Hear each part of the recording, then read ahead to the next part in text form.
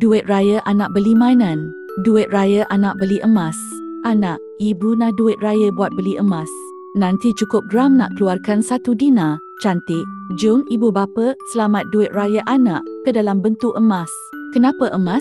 Ini kerana nilai kekal dan bertambah. Duit kertas makin lama makin susut nilai.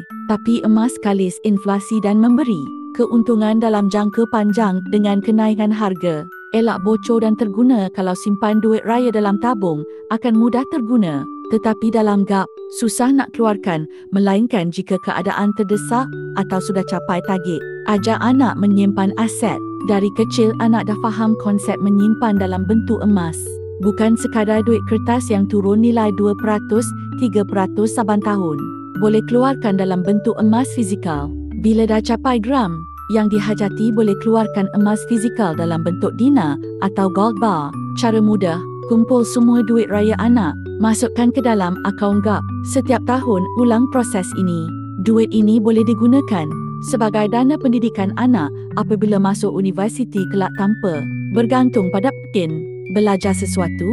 Klik link di bio Ardi Aminuddin dan mulakan simpanan emas fizikal serendah 100.